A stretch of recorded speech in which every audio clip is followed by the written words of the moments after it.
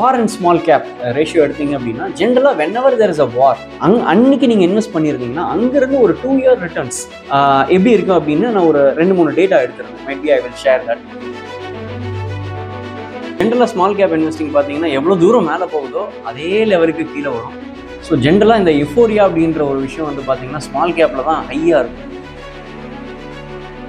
So small கேப்பை பொறுத்த வரைக்கும் பார்த்தீங்க அப்படின்னா 30,000 கோடியிலிருந்து 2,000 கோடி மார்க்கெட் கேப்னு எடுத்துக்கிட்டீங்க அப்படின்னா இந்த மார்க்கெட் கேப்ல கிட்டத்தட்ட 250 கம்பெனிக்கு மேல 50% விழுந்து. ஸோ இப்போ ரீசன்ட் கரெக்ஷன்ல பாத்தீங்கன்னா ஸ்மால் கேப் மியூச்சுவல் ஃபண்ட்ஸ் பெருசா விழல. 2018 ஒரு கரெக்ஷன் நடந்தது. ஓகே, 2008 ஒரு கரெக்ஷன் இருந்தது. ஆனால் இந்த வாட்டி பார்த்தீங்கன்னா கரெக்ஷன் லாஸ்ட் 18 months ஸ்லோவாக வாரம் ஒரு 1.5% அடிச்சுக்கிட்டே இருக்காங்க.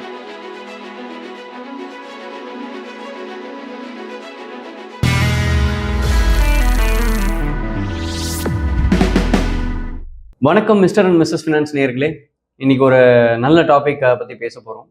ஸோ ஸ்மால் கேப் இன்வெஸ்டிங் அப்படின்ற ஒரு டாப்பிக்கில் தான் இன்னைக்கு நம்ம பேச போகிறோம். ஸோ இந்த டாப்பிக்கை பொறுத்த வரைக்கும் என்னென்னா எல்லாருமே இதில் போட்டு பணம் பண்ணணும் அப்படின்ற ஒரு திங்கிங் வந்து இருக்கும். எல்லாருமே வந்து ஒரு பெரிய ரிட்டர்ன் பண்ணணும், ஸ்மால் கேப்பில் போட்டால் தான் பெருசாக பண்ண முடியும் அப்படின்ற மாதிரி ஒரு திங்கிங்கோட ஜென்ரலாக இன்வெஸ்ட் பண்ணுவாங்க. பட் ஜென்ரலாக ஸ்மால் கேப் இன்வெஸ்டிங் பார்த்தீங்கன்னா எவ்வளோ தூரம் மேலே போகுதோ அதே லெவலுக்கு கீழே வரும். ஸோ ஜென்ரலாக இந்த யுஃபோரியா அப்படின்ற ஒரு விஷயம் வந்து பார்த்தீங்கன்னா ஸ்மால் கேப்பில் தான் ஹையாக இருக்கும். எல்லாரும் பார்த்தீங்கன்னா ஐயோ என்னோட ஃப்ரெண்டு 100% பண்ணிட்டான், நான் பண்ணவே இல்லையே அப்படின்ற மாதிரி சொல்லி லாஸ்ட் மினிட்ல போய் மாட்டிப்பாங்க ஸ்மால் கேப்பில். ஸோ அந்த மாதிரி தான் லாஸ்ட் 18 months பார்த்தீங்கன்னா ஸ்மால் கேப்பில் ரொம்ப மியூட்டடான ஒரு மார்க்கெட்னு தான் சொல்லணும். So smaller the market cap corrections has been very very significant. So சின்ன கம்பெனியாக இருந்தால் ஒன்றும் ப்ரூட்டல் கரெக்ஷன் இருந்தது. ஸோ 2024 அக்டோபர் அதோட ஸ்மால் கேப் வந்து பீக் அவுட் ஆச்சு. அங்கேருந்து பார்த்தீங்கன்னா கிட்டத்தட்ட ஒரு ஆல்மோஸ்ட் 15-18 months பார்த்தீங்கன்னா ஒரு மாதிரி ரொம்ப மியூட்டட் ரிட்டர்ன்ஸ் தான். சில ஸ்டாக்ஸ் எல்லாம் நல்லாவே கரெக்ட் ஆயிடுச்சு. ஸோ இதுக்கு நடுவில் பார்த்தீங்கன்னா நிறைய ஈவெண்ட்ஸ், ட்ரம்ப்போட டேரிஃப் வந்தது. ஸோ ஃபர்தராக ஸ்மால் கேப் இருந்தது. இப்போ பார்த்தீங்க அப்படின்னா இஸ்ரேல் அண்ட் ஈரான் வார் பார்த்தோம். ஸோ அங்கே ஃபர்தராக ஒன்றும் small caps have corrected. Just to give few datas. So small கேப்பை பொறுத்த வரைக்கும் பார்த்தீங்க அப்படின்னா 30,000 கோடியிலிருந்து 2,000 கோடி மார்க்கெட் கேப்னு எடுத்துக்கிட்டீங்க அப்படின்னா இந்த மார்க்கெட் கேப்ல கிட்டத்தட்ட 250 கம்பெனிக்கு மேல 50% விழுந்திருக்கு. ஸோ நல்ல கம்பெனியா இருக்கும், 30 year ட்ராக் ரெக்கார்ட் இருக்கும். இன்னைக்கு பாத்தீங்கன்னா ஒரு புக் வேல்யூக்கு கோட் ஆயிட்டு இருக்கு. இந்த மாதிரி ஒரு சினாரியோ, இந்த மாதிரி ஒரு டர்மோயில் சினாரியோல பாத்தீங்க அப்படின்னா ஜென்ரலா ஸ்மால் கேப்ல ரிஸ்க் ரிவார்ட் ரேஷியோ பெட்டரா வர ஆரம்பிக்கும். ஸோ இந்த மாதிரி சினாரியோல பாத்தீங்க அப்படின்னா யாருமே ஸ்மால் கேப்பை பத்தி பேச மாட்டாங்க. இன்னைக்கு யுஃபோரியாவே பாத்தீங்கன்னா கோல்டு சில்வர், அதுவுமே பார்த்தீங்கன்னா ரீசெண்டாக ஒரு 2-3 கரெக்ஷன் நடந்ததுல மக்கள்லாம் கொஞ்சம் அப்படியே மியூட்டட் ஆயிட்டாங்க கோல்டு அண்ட் சில்வர்லையும். ஸோ அந்த மாதிரி தான் பார்த்தீங்கன்னா இப்போ எக்ஸைட்மெண்ட் டுவர்ட்ஸ் ஸ்மால் கேப் அப்படின்றது பார்த்தீங்க அப்படின்னா கொஞ்சம் கம்மி ஆயிடுச்சுன்னே சொல்லலாம். ரீசெண்டாக பார்த்தீங்கன்னா கூகுளில் ஒரு சின்ன சர்வே மாதிரி எடுத்தாங்க. அதாவது மல்டி பேக்கர் அப்படின்ற ஒரு வேர்டை வந்து மோஸ்ட் சர்ச்டு வேர்டு வந்து பார்த்தீங்க அப்படின்னா 2024 இருந்தது. இன்னைக்கு பார்த்தீங்கன்னா கோல்டு அண்ட் சில்வர் தான் வந்து மோஸ்ட் சர்ச்டு வேர்டாக இருக்கு. ஸோ எப்பெல்லாம் இந்த மல்டி பேக்கரோட சர்ச் கம்மியாக இருக்கோ அந்த பீரியட்ஸ் எல்லாம் ஜென்ரலாக உங்களுக்கு வந்து பார்த்தீங்க அப்படின்னா எய்தர் ஸ்மால் கேப் வந்து நீங்கள் உங்களோட எக்ஸிஸ்டிங் இன்வெஸ்ட்மெண்ட் நல்லா பண்ணியிருந்திருக்காது, பாஸ்ட் பர்ஃபார்மன்ஸ் ஆவரேஜாக இருந்திருக்கும். ஸோ இந்த மாதிரி ஒரு சினாரியோவில் பார்த்தீங்க அப்படின்னா நம்ம ஆஸ் அ இன்வெஸ்டர் எப்படி இந்த சிச்சுவேஷனை அப்ரோச் பண்ணணும் அப்படின்றது இஸ் வெரி கிரிட்டிக்கல். ஸ்மால் கேப்பை பொறுத்த வரைக்கும் ஃபில் இட் ஷட் இட் அப்படின்ற ஐடியா வந்து பார்த்தீங்க அப்படின்னா not that advisable is what I would say. ஏன்னா ஸ்மால் கேப்பை பொறுத்த வரைக்கும் ஒரு சைக்கிளில் ஒரு கம்பெனி ரொம்ப நல்லா பண்ணியிருக்கும், அதுக்கு அடுத்த சைக்கிளில் அந்த கம்பெனி டீலிஸ்டே பண்ணியிருப்பாங்க. ஓகே, ஸோ ஸ்மால் கேப்பை பொறுத்த வரைக்கும் we should have a clear strategy of investing. Okay, so இப்போ ரீசன்ட் கரெக்ஷனில் பார்த்தீங்கன்னா ஸ்மால் கேப் மியூச்சுவல் ஃபண்ட்ஸ் பெருசாக விழல. இன்னைக்கு நிப்பான் மாதிரி ஒரு ஃபண்டு எடுத்தீங்க அப்படின்னா அதில் கிட்டத்தட்ட வந்து 60,000-70,000 கோடி வந்து EUM இருக்கு. அதில் கிட்டத்தட்ட 65% தான் ஸ்மால் கேப் இருக்கு. மிச்சம் எல்லாம் பார்த்தீங்கன்னா நான் ஸ்மால் கேப்ஸ் தான் இருக்கு. ஸோ அதனால வந்து அந்த டென்சிட்டி ஆஃப் கரெக்ஷன் பார்த்தீங்கன்னா மியூச்சுவல் ஃபண்டில் ரொம்ப கம்மியாக இருக்குது. பட் இந்த ஸ்மால் கேப் பிஎம்எஸ் யாரெல்லாம் இந்த ஸ்மால் கேப் பிஎம்எஸ்ல போட்டாங்களோ இல்லை டைரெக்டாக இந்த ஸ்மால் கேப்பில் இன்வெஸ்ட் பண்ணாங்களோ அவங்களோட பர்சனல் போர்ட்ஃபோலியோலாம் எடுத்து பார்த்தோம் அப்படின்னா இன்னைக்கு வந்து ஒரு ப்ரூட்டல் கரெக்ஷனே இருந்திருக்கும்னு சொல்லலாம். இதை வந்து நம்ம எப்படி பார்க்கணும்? ஸோ இந்த மாதிரி டைமில் நிறைய பேர் என்னென்னா தப்பான ஸ்டாக்கை ஆவரேஜ் பண்ணுவாங்க. ஸோ அப்போ என்ன ஆகும் அப்படின்னா ஒரு ஃபாலிங் நைஃபை பிடிக்கிற மாதிரி ஒரு சினாரியோ நடக்க ஆரம்பிக்கும். ஸோ இந்த மாதிரி ஒரு சினாரியோவில் நல்ல company, cash rich companies, balance sheet ஸ்ட்ராங்காக இருக்கிற கம்பெனிஸ்லாம் இருக்குது அப்படின்னா அதை நம்ம ஸ்லோவாக வாங்க ஆரம்பிக்கலாம். அதே மாதிரி இன்னைக்கு ஸ்லோவாக பார்த்தீங்கன்னா ஸ்மால் கேப் வந்து நிறைய மியூச்சுவல் ஃபண்ட் கம்பெனிலாம் ஸ்மால் கேப் இன்வெஸ்ட்மெண்ட்டை ஸ்டாப் பண்ணி வச்சுருந்தாங்க. இப்போ ஸ்லோவாக ஓப்பன் பண்ண ஆரம்பிக்கிறாங்க. ஏன்னா வேல்யூவேஷன் ஒரு மாதிரி ஒரு நல்ல லெவலில் வர ஆரம்பிக்குது. ஸோ நிறைய என்எஃப்ஓஸ் கூட வருது. ஸோ இன்னைக்கு சுச்சுவேஷனில் நம்ம ஒரு ஸ்மால் கேப் மாதிரி ஒரு இன்வெஸ்டிங்கில் பண்ணுறது நமக்கு ஒரு நல்ல ரிஸ்க் டு ரிவார்டு கொடுக்கும். ஸோ இந்த மாதிரி ஒரு சினாரியோவில் பார்த்தீங்க அப்படின்னா ஸோ ப்ரைஸ் கரெக்ஷன் நடந்துருச்சு ஸ்மால் கேப்பில். ஸோ ப்ரைஸ் கரெக்ஷன் நடந்ததுக்கப்புறம் பார்த்தீங்கன்னா உங்களுக்கு டைம் கரெக்ஷன் இருக்கும். ஸோ இந்த மாதிரி டைமில் உங்களுக்கு ரிஸ்க் டு ரிவார்டு அப்படின்றது பார்த்தீங்கன்னா ஃபர்தராக உங்களுக்கு கீழே போகிறதுக்கு அப்படின்ற வாய்ப்பை வந்து பார்த்தீங்கன்னா பெருசாக இருக்காது அப்படின்னு தான் சொல்லணும். ஏன்னா 2018 ஒரு கரெக்ஷன் இருந்தது.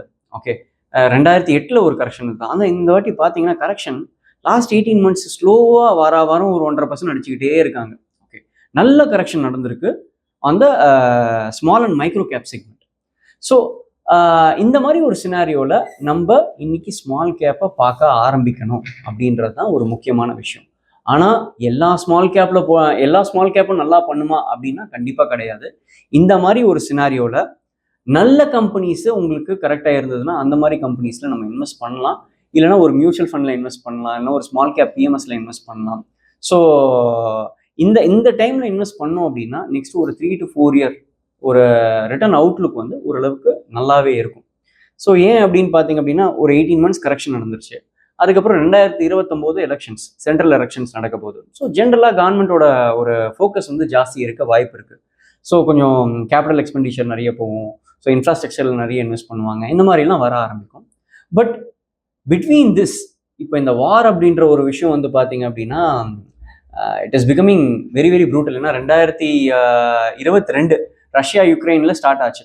ஸோ ஜென்ரலாக ஒரு கோவிட் மாதிரி ஒரு சினாரியோவில் பார்த்தீங்கன்னா நிறைய கம்பெனி வந்து பணம் பிரிண்ட் பண்ணாங்க. அதனால எல்லாமே பேலன்ஸ் ஷீட் இம்பேலன்ஸ் ஆயிடுச்சு. ஸோ இங்கே வந்து பார்த்தீங்கன்னா அந்தந்த கண்ட்ரி அவங்களோட ப்ரோஸை காட்டணும் அப்படின்றது தான் பார்க்குறாங்க. அதனால தான் இந்த வார் அப்படின்ற ஒரு விஷயமே வந்து பார்த்தீங்கன்னா எல்லா இடத்துலையும் நடக்குது. அக்ராஸ் த குளோப் வார் நடக்குது. நீங்கள் ஏஷியா சைடு தான் பெருசாக இல்லை, நீங்கள் இந்த சைடு எடுத்தீங்க அப்படின்னா எல்லா இடத்துலையுமே வார், ஒரு டிஸ்டர்பன்ஸ் இந்த மாதிரி தான் நடந்துட்டு இருக்கு. So but war and small cap அப்படின்னு ஒரு ரேஷியோ எடுத்தீங்க அப்படின்னா ஜென்ரலாக வென்எவர் தேர் இஸ் அ வார் அன்னைக்கு நீங்கள் இன்வெஸ்ட் பண்ணியிருந்தீங்கன்னா அங்கேருந்து ஒரு 2 year ரிட்டர்ன்ஸ் எப்படி இருக்கும் அப்படின்னு நான் ஒரு 2-3 டேட்டா எடுத்திருந்தேன். Might be I will share that. So 2023 வந்து பார்த்தீங்கன்னா ஈராக் வார் நடந்தது. ஸோ அந்த டைமில் யாராவது இன்வெஸ்ட் பண்ணியிருந்தாங்க அப்படின்னா பார்த்தீங்கன்னா நிஃப்டியில் அங்கேருந்து 2 வருஷத்தில் நிஃப்டியில் 110% ரிட்டர்ன் பண்ணியிருப்பீங்க. ஸ்மால் கேப்பில் 240% ரிட்டர்ன் பண்ணியிருப்பீங்க. மிட் கேப்பில் 200% ரிட்டர்ன் பண்ணியிருப்பீங்க. சிமிலராக ரஷ்யா யுக்ரைன் 2022 February. ஸோ அன்னைக்கு நீங்கள் இன்வெஸ்ட் பண்ணியிருந்தீங்கன்னா அங்கேருந்து 2 year ரிட்டர்ன் நிஃப்டிலேயே நீங்கள் 30% ரிட்டர்ன் பண்ணியிருப்பீங்க. அதே மாதிரி ஸ்மால் கேப்பில் 60% அண்ட் மிட் கேப்லையும் 60% பண்ணியிருப்பீங்க. இப்போ ரீசெண்டாக இஸ்ரேல் அண்ட் ஹமாஸ் அக்டோபர் 2023 அங்கே இன்வெஸ்ட் பண்ணியிருந்தோம் அப்படின்னா அங்கேருந்து பார்த்தீங்க அப்படின்னா உங்களுக்கு Nifty has delivered 28% return and mid cap has delivered 45% return and small cap has delivered 40% return. So ஒரு 2 விஷயமும் கன்வர்ஜ் ஆகுது. ஒன்று ஸ்மால் கேப் இந்தியாவில் நல்லா பண்ணல. நீங்கள் இன்னொரு டேட்டா எடுத்து பார்த்தீங்கன்னா across the world India has underperformed last year. Indian equity markets have underperform last year. Okay, so இந்த சினாரியோவில் ஓவராலும் நீங்கள் எடுத்து பார்த்தீங்கன்னா Indian market small cap have corrected brutally. இன்னைக்கு குளோபலாகவும் ஜியோ பொலிட்டிக்கல் டென்ஷன்ஸ் நிறைய இருக்குது. பிகாஸ் ஆஃப் தட் ஃபர்தராகவும் அடிக்கிறாங்க. So India will become very lucrative. So FI மணிஸ்லாம் ஸ்லோவாக வர ஆரம்பிக்கலாம். ஸோ இந்த மாதிரி ஒரு சினாரியோவில் நம்ம small cap as a part of your உங்கள் அசெட் அலோகேஷனில் இன்னைக்கு நம்ம ஸ்லோவாக கிராஜுவலாக ஸ்கேல் அப் பண்ணலாம். அட் அ டைம் இன்னைக்கு ஃபுல்லாக இன்வெஸ்ட் பண்ண தேவையில்லை.